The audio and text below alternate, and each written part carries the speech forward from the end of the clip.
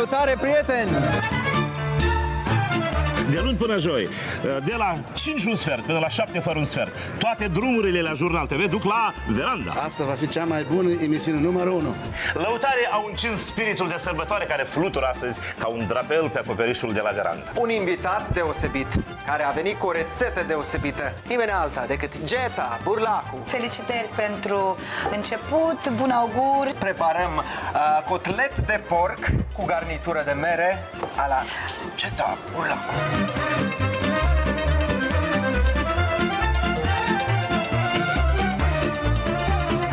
Eu în fiecare seară voi fi colega voastră, cea de toate seriile, care voi fi în locul potrivit, în momentul potrivit, ca să vă aduc fel de informații și, de ce nu, oameni frumoși care vor să vă intre în casă. Bine ați venit deja aici la Veranda. Mulțumesc, Andrei, mulțumesc Jurnal TV, mulțumesc lui Dumnezeu, fiindcă și la noi în Republică se fac lucruri frumoase. Băieții de la Lăutare sunt în fața Jurnal TV, ei te văd.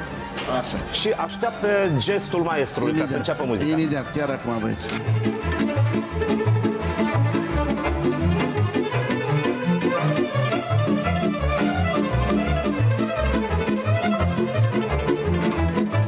Aș vrea foarte mult ca aceste flori să se ducă astăzi la doamna Lidia Bejenaru.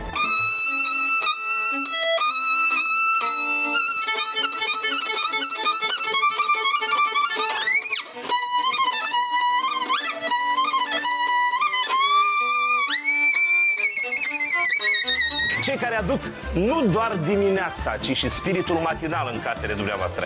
Deșteptarea de la Jurnal TV cu Daniela Genunchi și Dumitru Mișin. Bună dimineața, dragi colegi! Bună dimineața, la ora 18. Am venit nu doar să vă felicităm verbal, dar și să venim cu ceva în dat. Bine ați venit în casa Jurnal TV. Prezentatorii de la Acasă de Vreme, Maria Marian și Vlad Marcu. Noi vă urăm într-un ceas bun și multă bucurie și, nu știu, gătit gustos, pentru că sănătos rămâne la noi pentru emisiune. Eu foarte tare îmi doresc o casă micuță, frumoasă. Cum să fie bucătărie? Stai un pic. Cu tufe de trandafiri în jur. Ei vin duminică seara cu rasul, ora de ras. Azi doar cu Costică Cheianu. Anatol Durbală îl joacă pe Shakespeare la Ginta Latină. Noroc! Voi sunteți un tandem minunat, dar voi aveți câteva handicapuri. Traian, noi suntem doi handicapați, mai scurt, deocamdată. Să fii împreună cu altcineva să faci o emisiune, veniți la tata și întrebați-mă de fiecare dată cum se face asta. Se face.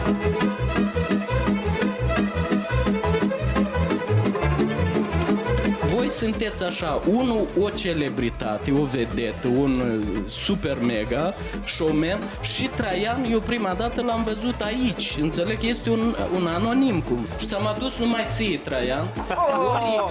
Iarăși! Îți spun ce se va întâmpla.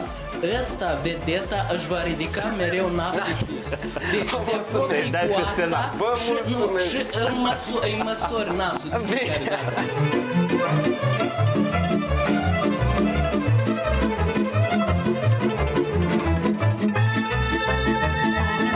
Bună seara, stimați și iubiți colegi! Bună seara, bună seara! Bună seara, Andrei! Felicitări, să aveți mult succes! Salutări Getei, ne este dragă și ea, și mult succes lui Traian. Am văzut că are niște mâini de aur.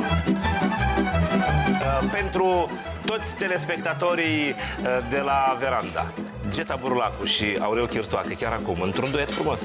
Mii de kilometri am îmblat în lung și lat, dar inima și dorul acasă mi-am lăsat. Te cheamă mereu, acasă e locul tău. Acasă, cerul mai înalt. Astăzi, zi de premieră! Mulți ani trăiască, mulți ani trăiască, la mulți ani!